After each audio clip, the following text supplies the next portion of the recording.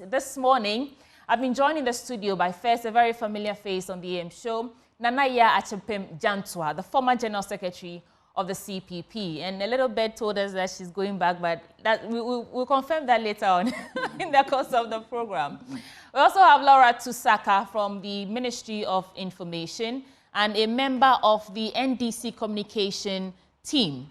And then Adjoa Ansong, NDC also part of the NDC Communication Directorate. Ladies, thank you for joining the program this morning. Thank you. So, good morning. So, like we do on the program, we'll give you a minute to get into any topical issue that you want to respond to. It could be social issues, political, just what's on your mind. I'll start from you, Adjoa. What's on your mind this morning? Well, good morning to our viewers and good morning to you also. I think it's my first time being here. I would like to talk about the NDC campaign launch. Right. Yes, so first of all, I'd like to say a big thank you to God Almighty for seeing the success of our campaign launch in Tamale. I was personally in Tamale. I actually arrived at 11 p.m. Last night. And then I'm here on TV in the morning. It was exciting. I went there on Thursday. It was exciting. And then when I looked at the crowd that came out to meet us, I think a day before the campaign launch, I was up till 1 a.m. and the town refused to sleep. Motorcycles, vehicles, cars, the noise, the dancing, the jubilation. Tamale didn't sleep till Saturday when we had our campaign launch. I would also use this opportunity to say a very big thank you to our flag bearer, His Excellency John Dramani Mahama, and our running mate, Professor Jena Nopukwajaman. I mean, if you listen to their speeches were clear, the clarity in their thoughts, they carried the message. And you would know that before this campaign launch, His Excellency had already gone on 2 tours. That is the Building Ghana tour and the Listening tour.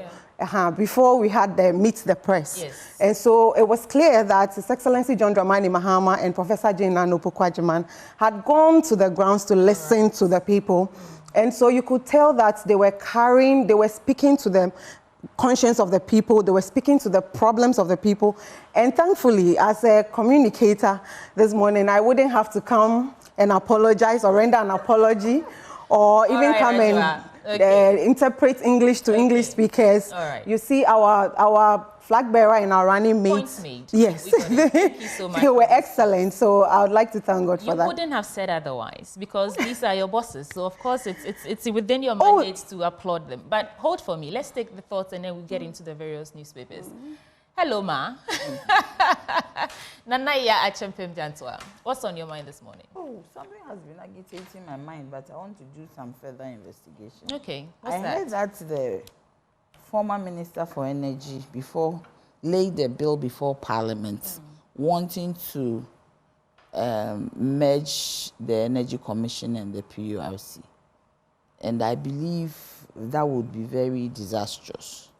Because the PURC is supposed to be a regulator, and the regulator is supposed to ensure that things are done properly in the energy utility space. So if you merge the two and you put the two under the Ministry of Energy, then you are taking away the independence of the regulator. Because the Ministry of Energy is the one that overlooks or supervises the utility companies.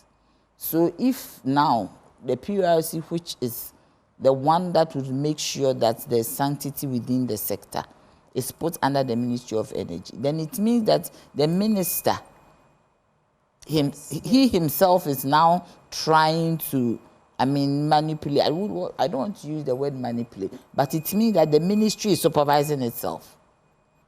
And that's the sense of checks and balances. Yes, and that is very wrong because I even wonder whether the World Bank will agree, because somewhere in I think 2006, 2007, the issue came up and the World Bank did not agree. Okay, and you say you want to confirm the details first. Yes, I want the details. I want to confirm. New laws have come up because there are laws that Energy Commission supervises over on standards of service. Right. Then there's the licensing which sits with Energy Commission. Then there's the standards of service laws. Some of them sit with Energy Commission. Some of them sit with PURC. I believe that what they have to do is to make sure that PURC take over those functions. Okay. So when PURC takes over those functions, then it will make it easier for the PURC to sanction the utility properly. Right. But there are times that if PURC has to sanction the utility, they need to write to Energy Commission to do that, because Energy Commission is superintending over some of the laws. Okay. And I do not think that it is right for our democracy for PURC to be under the ministry. Yeah. In most jurisdictions, especially even in the US, because it's a federal state, the regulator is under the office of the governor. That is seen to be the president of the state. All right. So I think that Parliament should have a real look at it. We'll see how that goes. Yeah. Lura Tusaka. Yes, so from the NPP communications team. Yes, and the name is Lura Tusaka. Lura Tusaka. Yes, please. And good morning to our viewers. Good morning to you. Good morning. It's my first time of being Lura Tusaka. She's aspiring flag bearer. No, I mean, yes, who told you the flag bearer and leader of the New Patriotic Party and the current vice president. I mean, we all know has been going around the country, engaging with the youth, engaging with the chiefs, engaging with queen mothers. I mean, the major stakeholders of development in this country. Yesterday, he was in Namdam, he was in Bolga East. Today, he will be in Bongo, Chana, Paga, and Navrongo Central. So all Ghanaians and Ghanaians who are passionate and patriotic about this country should go out and listen to him. We have a message of development. We have a message of taking care of this country. And the vice president, who is a flag bearer of the New Patriotic Party, hasn't minced words. His running mate is also moving around the eastern region. Yesterday, he was at Koforidua Technical University. So, I mean, it's a campaign of hope. It's a campaign of development. It's not about big talk. It's not about inconsistencies. I mean, if today people think that 4 years is enough to make a change, I mean, what can we say? These were people who said 4 years wasn't enough. These were people who said a lot of things about our development. Today, they claim they've learned their lessons and they are revising their notes and putting Ghana first. Why not? But Ghanaians and the voters who know what they are in for and who know what Ghana should be are listening to His Excellency Dr. Bawumia. I just want to probe just a bit further. Yes, sweetie. Since we started practicing this democracy, this Fourth Republic, the most number of years every party or government has been in office is 8 years. You've had the chance to rule this country for 8 years. What more do you think that you want to do now that you couldn't do within the 8 years, for which reason you really, I don't want to say desperately, but you're you want to break the 8 so bad. Why? Susie, if I can ask you a personal question, what phone do you use now? What phone do you use now? I use an iPhone. I will indulge. An I iPhone? Use an iPhone. Yeah. Yes. We're using iPhone, the same iPhone 8 years ago. Tell me, give me your points without... Development is a continuum. Hitherto, we're not talking about digitalization. We're not talking about online platforms. We're not talking about the kind of banking we are doing now, the kind of registration we're doing now. We're talking about paper to paper, face to face. The world is moving. And today we are talking about the fourth industrial revolution. Right. Some places have even designated the fifth industrial revolution. So development is a continuum. Governance is a continuum. And so for the past 8 years, well, 7.5 years, you think that you've done everything according to the way the world is moving, and you want to retain power so that you continue your development trajectory. So for instance, if you trust that you set the right foundation, why don't you leave it to the people? If they decide that we want NPP to remain in power because they've done so well, then, you know, we vote for the NPP. But how do you leave But if your entire campaign message is that you want to break the 8. But how do you leave? That's not our entire campaign message. It's built on the fact that you want to break the 8. I mean, with marketing and all that. Yeah. Why don't you do a one-on-one with marketing? And marketing. It's just some of the things that she said that, With marketing and everything, you come with phrases, you come with slogans, and all. It's part of the campaign. Let's get into the news. But let's tell the Ghanaian people what we've done, and that's exactly what we're doing. All right. And what we'll come and do. That's what we're doing. Thank you. Let's get into the news series. I'll start with the Daily Guide newspaper. I'll do some headlines and then quick stories in here. Then I'll come to you for your various papers. On the front page, NLA Deputy DG honored. AU adopts Nane's payment system for Africa. Ochinhene rubbishes Ijapadie fiction. I'll start with a story about the AU adopting Nane's payment system for Africa. And I think it talks about mobile money interoperability being adopted by the AU, and the story is on page 3. The African Union has endorsed President Nana Addo Dankwa's vision for a continent-wide financial institution and acceleration of mobile money interoperability across the African continent. And the adoption came during the AU mid-year coordination meeting held in Accra last week, signaling a major step towards enhancing financial inclusion and economic integration across Africa. And President Akufo-Addo, who serves as the AU champion for financial institutions, presented 2 comprehensive reports outlining his vision and the proposals focusing on the establishment of an AU financial institution and scaling up of mobile money interoperability, received overwhelming support and applause from attending delegates. Let's put a pin in that. Ochinhene rubbishes Ijapadie fiction. I don't know, that document has been going around all week, from last week over the weekend. I don't know if we've had the chance to read it. I've read a bit of it. The Ochinhene Osagyefo Amoito of Oripenyi has described the documents in circulation covered with his image under the caption Ijapadie as a total fiction, fabricated by those determined to create and fund a hate campaign against the Oforipenin household and Ochiman. The book, whose content suggests a detailed strategy aimed at positioning and maintaining Achim people at commanding heights in all spheres of the Ghanaian economy, has popped up again, gaining prominence on some media houses and in the country. And he goes on to talk about how this isn't the first time this book is coming up, and they've rebranded it. It came up in 2016, and they called it something else, and it's just a way of trying to fan hatred for the NPP. And that, in fact, if you go into the details, under former President John Agyekum Kufuor's tenure, there were more Eastern or Achim people in office compared to Akufo-Addo's regime. So he doesn't see the sense in what the book is talking about. Well, and then, of course, there's this NDC launching their campaign in Tamale. Dr. Baumier's credit scoring system, a game changer for Asumdwe Krom's financial landscape. And there's another story right here that talks about his response to critics about that. But let me take your reactions on these first 2 stories. Which one? We've said so many. The AU adopting Nana Akufo-Addo's payment system, that is the Momo interoperability, and Ochinhene rubbishing the Ijapadie fiction, or the Ijapadie documents that he's calling a fiction. Nanaya, let me start with you. Yes, with me? Because you were nodding as I was going. So I was listening to you. Yeah. What do you think about the Ijapadie? First, okay, if you want to tackle that first. No, but the Ijapadie, good morning to your viewers and good morning to everybody. Good morning to my sisters. You see, you don't need to come tell us, with all due respect, that is the chief or the king of Achime Buakwa. You don't need to tell us, you need a press conference to tell us that this is a fake or it is a doctored, whatever it is. This thing has been around for so long. What has necessitated this? And besides, you don't need a document to know what is happening. He said in Kufuor's government there were more Achims. Yeah. And who are these Achims who were there? I mean, we are not talking about main ministerial positions. We are talking about even CEOs. We are going down to other lower levels of government.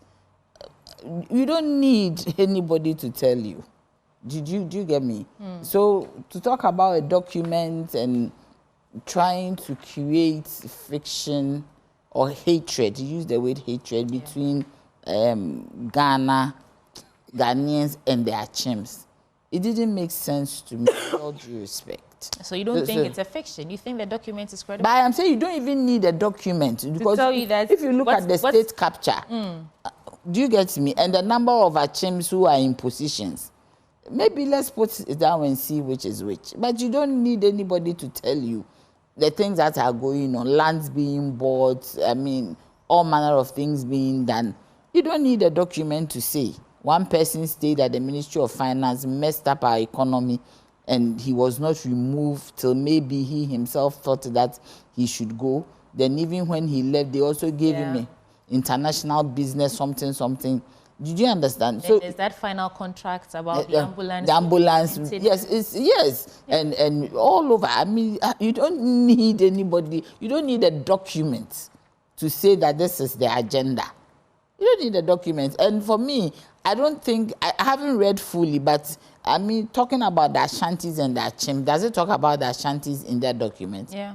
It talks about the Ashantis. Not in, well, I haven't finished it. That's the point. So what I have, it doesn't talk about, it talks about state capture and how they would want to be relevant even after they've left power. Some of it, and putting their hands into all manner of things. So I thought that he would have a press conference to advise Nana Addo to rule the country properly. Well, in his defense, it's his image and his town. Then they put his picture on it. Yes, so he needs to come out and say something. No, but it's not about the saying. It is also about what is happening on the ground. All right. You understand? Let me take the thoughts from Laura too. Yes. Just taking it, because the first time I encountered this document on a show, I was wondering who authored it, who published it. And it looks like this single document keeps changing in content. You know, I think the first time I chanced on it, it was Asase or something. That was around the Ejapa thing. But I think that as Ghanaians, if we are going to believe this document, Nana Akufo-Addo, His Excellency, I don't think will be president forever. Come January 7th, he's ending his tenure, two-term tenure that the Constitution. You said this isn't the first time. This isn't the first time I've chanced on this document. Someone bringing it into. People were used to bring it into the studio, and it keeps changing in title. It keeps changing in content. Whoever authored this, it really thinks there's something really untoward going on, and it's really patriotic and really passionate about making sure that nobody takes order. And I think that is a bit, it's for lack of a better expression, I think it's an insult on all of us. That all the ethnic groups in this country, all the ethnic groups think that one family or one ethnic group can just come, spend 8 years and take everything, as if nobody will come to power again, as if no state institution works. I mean, how do we look at some of these things sometimes? This isn't the first time you've seen this document. This is not the first time I've seen it. And you are saying that it's just a document or content to defame your political party. Hold on. Yeah. If the content of this document is not credible, like you say, it's not a representation of the fact, why haven't you seek out the one who wrote it and bring the person to books? When we started, why would you just let the person started the show, circulating? When Nanaya started her opening remark, she was like, oh, she's heard something about energy ministry and she wants to further check, but this is the issue. So we can't go into it until we have the issues. What I'm saying is, and I haven't mentioned MPP in here, right? I think that as a nation, that via its constitution, everyone gets 4 years at a time. A president gets 4 years, renewable to another 4 years, gets in total of 2 terms and leaves. We've had presidents. I mean, at least for my age, I've seen late former President Rawlings, I've seen President Kufuor, late President Mills, former President Mahama, now President Akufo-Addo, right? They all came from different places. President Rawlings was from Volta, President Kufuor Ashanti, President Mills, and all that, right? 2016, this document shows up. Came as Asase, came with certain issues, right, that were happening. Then comes again 2018. The name has been changed to Ejapadie, right? Had different content. Now it's come back with content of happenings, right, in the country now. What I'm saying is, whoever authored this document, right, if he's really patriotic and really thinks that someone wants to take over the whole of this nation, which I think, as a person, is an insult to all of us from other ethnic groups in this country, really passionate, means well, the person should own up the document. Fantastic. And save all of us of whatever they think is going to happen. And now the person is not owning up. The person is not owning up. From so you think hold for me. Yes. From 2016, and then again 2018, like you said, the chronology you just gave. So what stops you from seeking out the person and saying, listen, you are defaming this group of people. What you're saying in this book, in this thing that Ofori-Penny is calling fiction, yeah, but he started wrong. coming out. What prevents you? But that's what he's doing. My question is, because you singled out a certain group of people, and they have come in. I'm not an Achem. And he knows. That's what he's doing That's now. what they are doing now. Because this is not something that we should... There are lots of things we need to talk about as a nation. She's talking about energy issues. We are talking about campaign. There's education. There's health and all that. If we really think, then we have a problem in this country. That let me come someone to Adjoa, can and just I'll circle everything. back to But that is what the Ochehene has done. He says it's fiction. Anybody who thinks otherwise should prove it.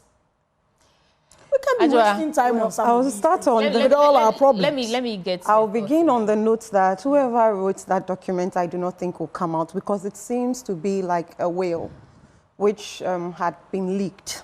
And so, to my mind, whoever is the author of that document didn't intend it to be in the public space. Yes, and you see, we are all logical beings, and sometimes people in leadership can try to gaslight all of us, but it doesn't mean that we do not know our truth. What is our reality today? Is it that the content of the book is playing out the way it has been written? Because there were things that were written in 2017 that are now playing out. And I've not read the entire document, but I've seen excerpts of it, and it's scary. I have the intention to go through the entire document to look for myself. But with the little that I have seen with positioning certain people to capture certain things, so it is not, when they say there's a particular group wanting to capture the state, it is not that there will be a party where there are no other ethnic groups. Because some part of the group said that, some part of the book said that they were going to hand over power to a non-Achem person, which has also played out to be VP Baumia, you know, and it's all playing out. No, we cannot name names. But it's in the book. I am not saying, because he is the non-account person, and he contested with how many accounts. But for some reason, so we can see the things playing out.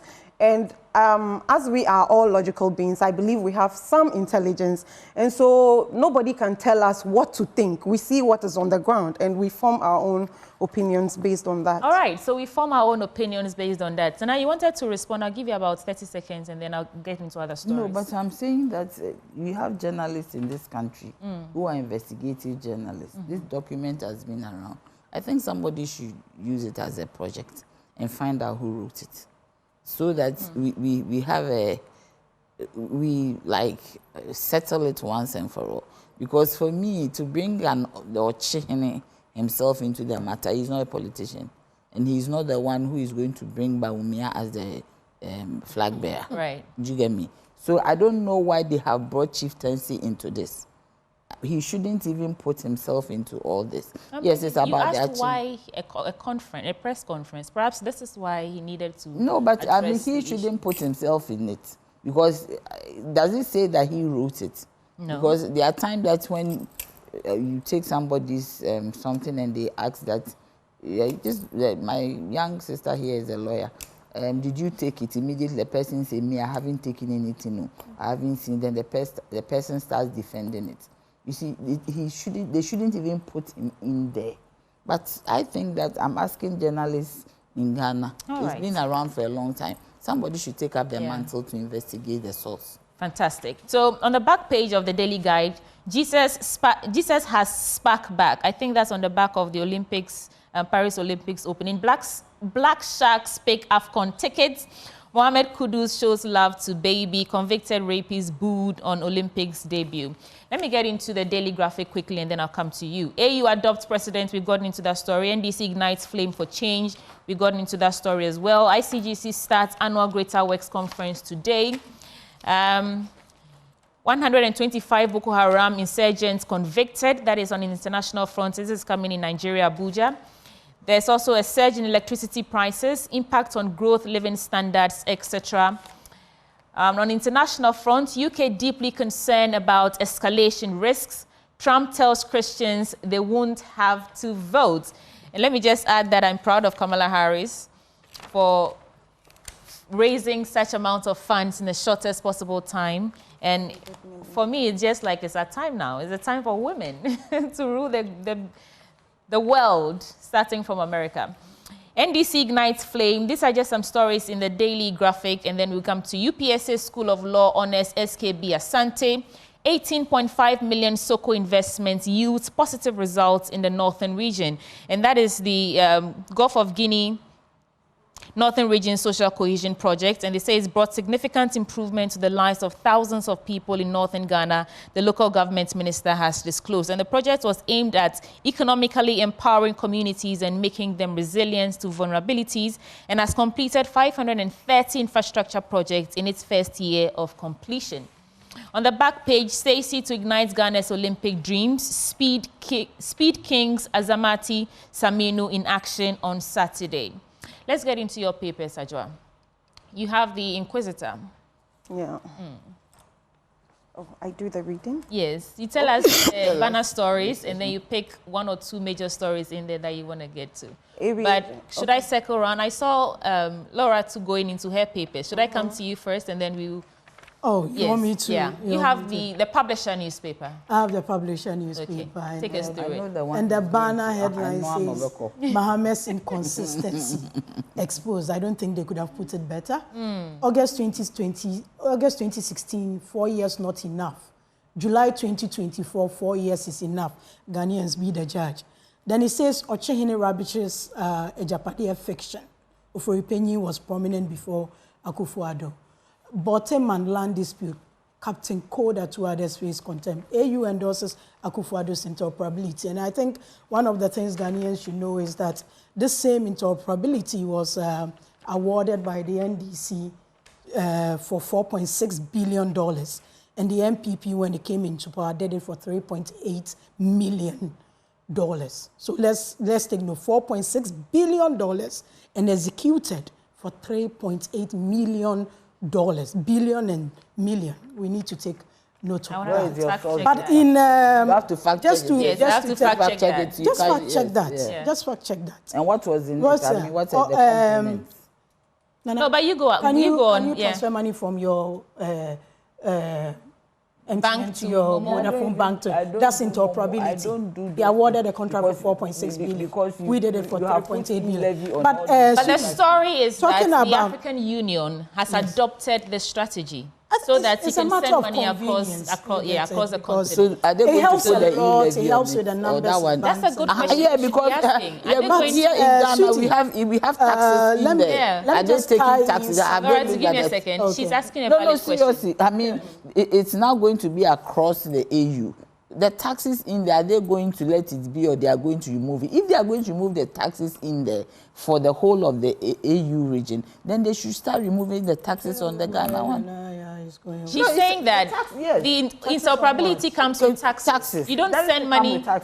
It says AU. No, are they going? She's just asking if they're going to take it out. Don't forget that every country has its own regulations. No, but I am saying financial. So AU is adopting it as a body, but I'm sure when it comes to implementation, there'll be some nuances. Yeah. No, but I'm saying that if it is agreed that there should, maybe in their country, it's possible they have the normal Momo transactions. So I want to find out that all the taxes they have put in there, is it going to be transferred across? Okay, that is the Ghana context. But whichever country decides to adopt this under the AU, to suit their situation. They would have to tailor it to suit their own systems of taxing and all that.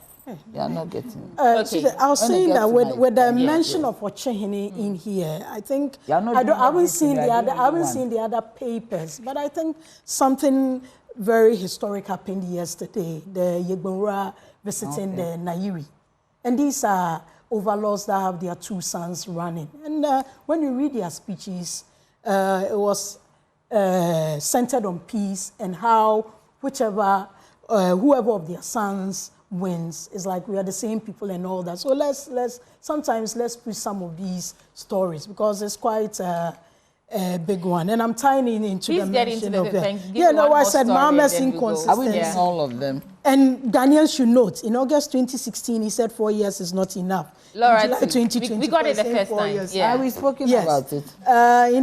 Let me go to the center spread. Hey, are you doing everything? No, just one more story in the First Lady launches SOS Children's Village Endowment Fund. I mean, for the vulnerable. Dr. Bamia promises to construct tertiary institution at Bulsa North. Okay, all right. No, I think that would do it for the publisher newspaper. Yeah. Nanaya, you have the new finder. Sweetie, the question I'm asking, you guys are not getting me, because it's a package. It comes with all these taxes and all. So are we retaining the taxes? Every country have their tax structure and their tax regime. But this one, certainly there are some taxes. I need to interrogate it. So if there are taxes in there, because this government puts taxes on everything, do you understand? So are they going to let the taxes stay, or they are going to remove the taxes? If so, then the ones here in Ghana, they should remove our taxes too. Do you understand? And I think what I'm saying is that they are not adopting our way of operating mobile money, but the system where you enables you to send money across various networks, maybe from your bank to your mobile money app, from one Vodafone account to an MTN account. Yes, there is, and I'm saying that is for us. But maybe in their countries, even when I don't know if they do even normal Momo in their countries. That's what they're trying to adopt. The Momo system, the system of sending money from your mobile devices. So I'm saying that there's taxes in there. Are they going to adopt the taxes too? So Nigeria, for example, could decide that they'll do it for free. I mean, for no taxes. So if Nigeria does it for free, we should also do it for free, because they're adopting the whole system. And let's get into your paper. Aspiring flag bearer. Okay. Uncertainty surrounds inflation outlook. That is the CD volatility, utility. I am surprised he's not talking about food inflation, because you see, when you break down the factors, the components of inflation, one of the highest is the food.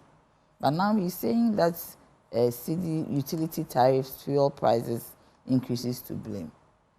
This utility tariffs is an IMF conditionality. It is also a factor of the economy, how good or bad the economy is. Petroleum price increases is a build-up of taxes. We have about 3 taxes that are very synonymous to each other on the fuel. We have energy sector levy, we have energy sector recovery levy, we have, and if it's even for energy fund levy, we have energy debt recovery levy. It's the same doing all 4 of them around the energy sector. So if you have all these taxes, price increases, if you look at it largely, the build-up are a lot. When you look at tariffs, every quarter tariffs is being increased. For context, I think you should give us a brief read on what the story is actually saying. No, I think it talks about we are on a good path in terms of development and economy recovery. However, there are some uncertainties like crude oil prices and Which good part is it? Please, I don't want to hear that. You won't even let me read it. Which good part is that? But that's the story, and we need to get into My dear, you see, the point is that we have recent exchange rate pressures, upward adjustments in utility tariffs, and increases in fuel prices have posed risks to inflation that remains slightly tilted to the upside. Where is the good thing? Okay, so I think I read that story this morning. Yes, inflation is dropped from 50-something to 20-something. That is a long time ago. However, yes, he's saying that the uncertainty surrounding the inflation could potentially bring us back, draw us back, or increase the rate again. But my dear, I'm saying that when you look at the factors, when statistical service, they bring their factors. One of the key things is the food. He hasn't talked about food. Yes, do you get me? We are all feeling the pain. That is the point. I'm sure we all go to the market and every day we are wondering what happened the night before. That is the point. Okay. So I'm saying that I said the relative stability in the fall, which is relative stability. My dear, if the exchange rate moves from 16 point something to 15.89, you talk all that stability. I mean, seriously, you are within the same double digits depreciation. And it's so slight. It's so slight. When you go to the bank, it is different. It's so volatile. When you go to the people on the streets, it is different. When you go to the forex bureau, it is different. Okay, let's do understand one more story. So I mean, this I don't know why he's left out the key. Ghana export commodity prices see mixed trends in international markets. Data from the Bank of Ghana show that in June 2024, Ghana's major export commodities exhibited mixed performance on the international markets. Cocoa price futures explain the modest rebound. I think it's talking about the different commodities. He talked about gold, crude oil, cocoa, and how they're performing differently on the global markets. That's the story. My dear, you see me when I see these things and my heart breaks. Why are you laughing, lad?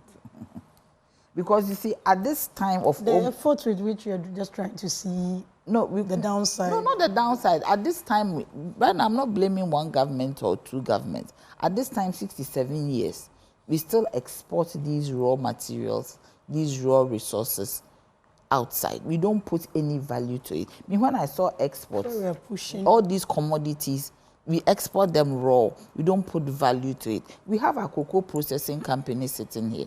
The machines they need to produce more for us to export, they don't have it. When you go to Switzerland, the hub of chocolate, you don't find Ghana chocolate on their shelves.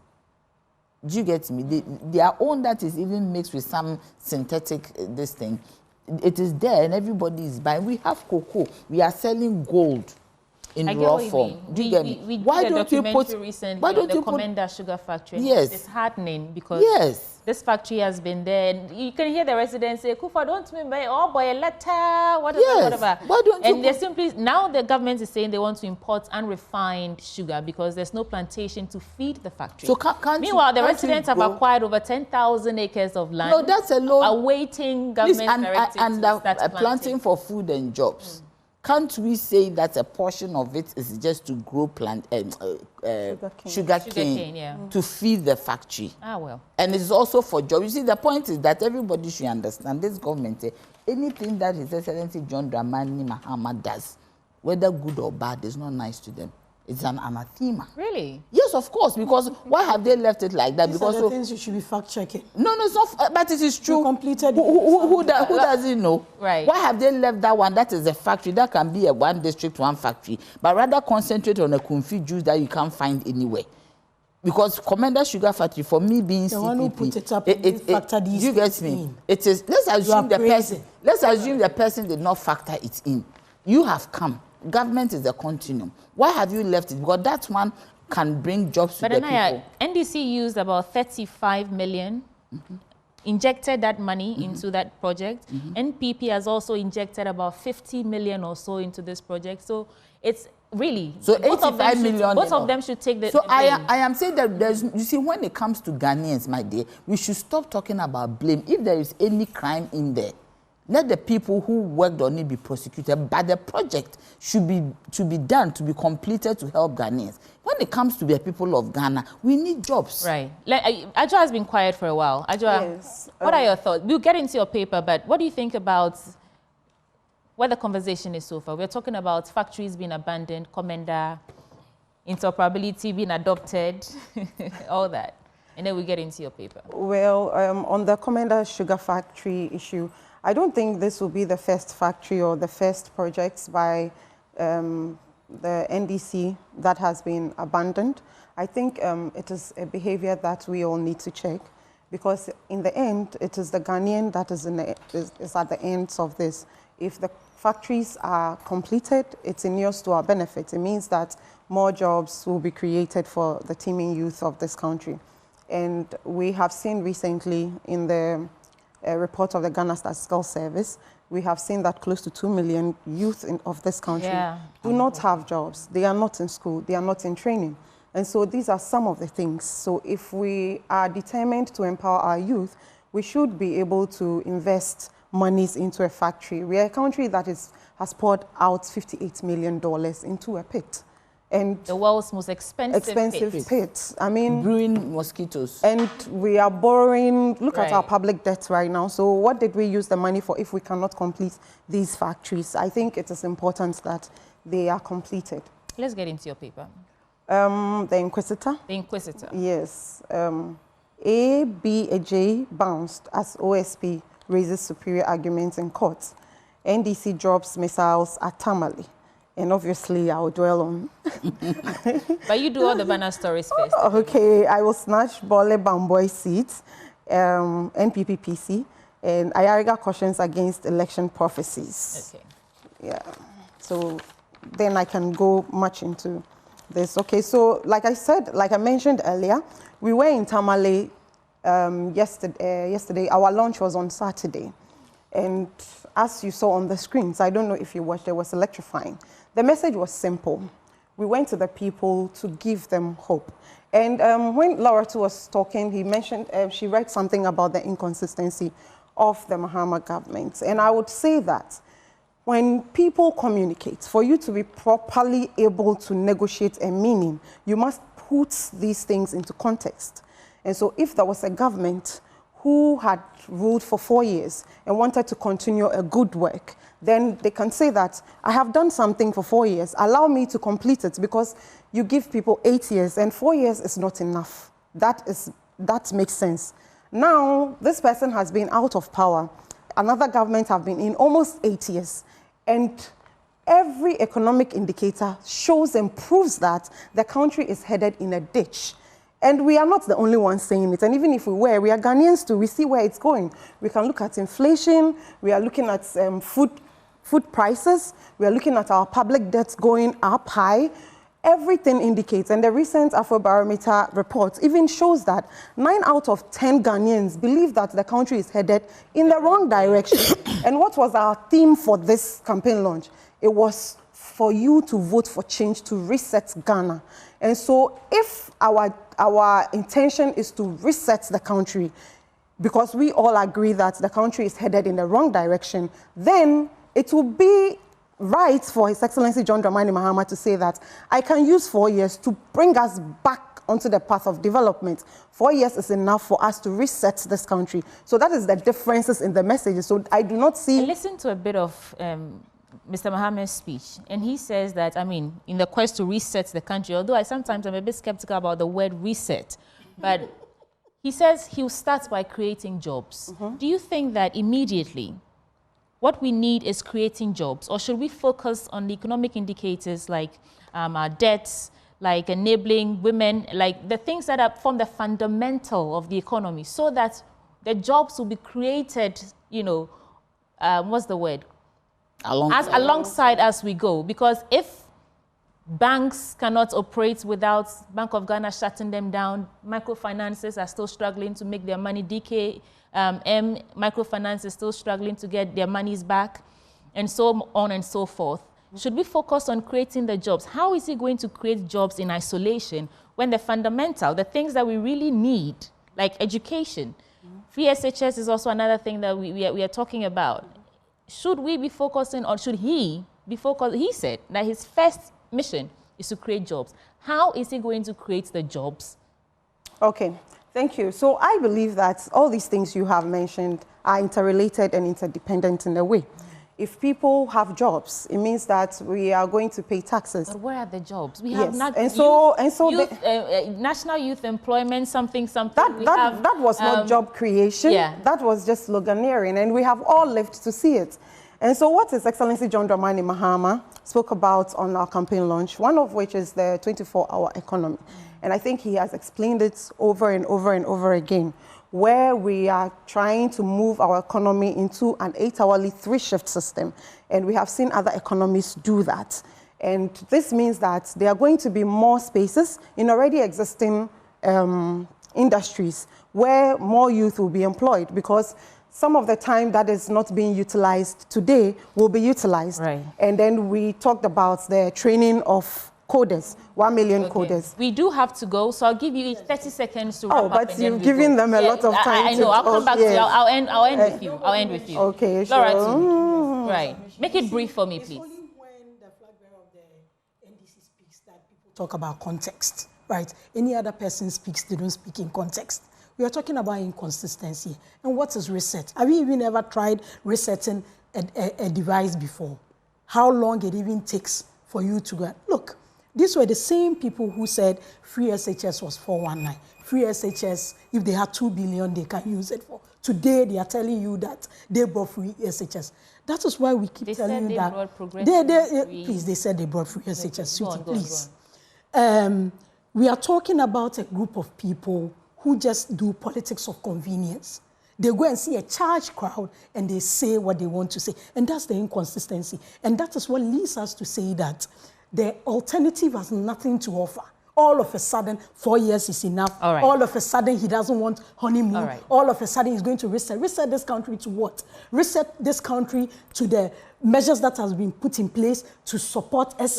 Laura, your point has been made, and our time is exhausted. So the inconsistency, let's just know that the alternate, we are in difficult times and all that, but the hope is what we should look at. The person who can come and get us back to where we started from. Thank you so much. Nanaya, what are your final thoughts? No, my point is that if you say you want to reset, there's nothing wrong with resetting. You reset your watch. If you put your watch in a damp place and the watch is not supposed to be there, it goes back. The clock can turn back, the hand of the clock. So you reset it. When your GPS is not working properly, as part of their digitalization, now we use GPS. So if it is not working properly, you'll be lost. There's reboot and there's reset. Let's get that in context. You will be lost. Do you get me? Right. You'll be lost. So you have to reset it. And the issue of jobs, every government has to create jobs.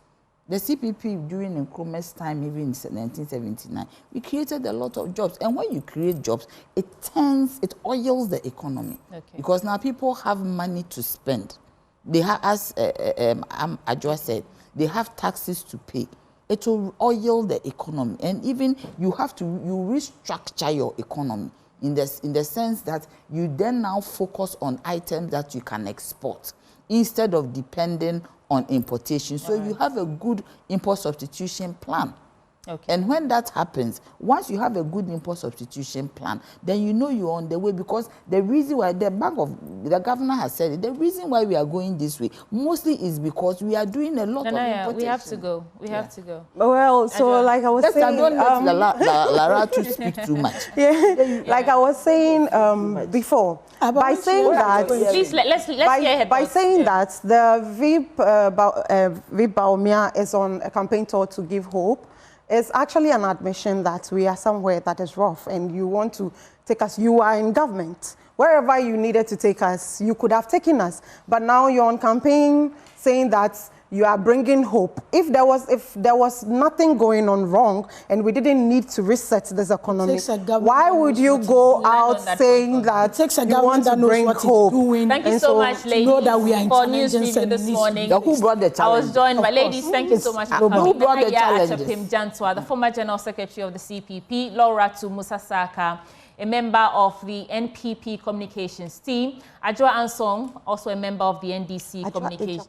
Ajwa Ejapoma Ansong, a member of the NDC communications team. Thank you so much for joining us for News Review. Always brought to you by Endpoint Homeopathic Clinic, the end to chronic disease. Sports is up next.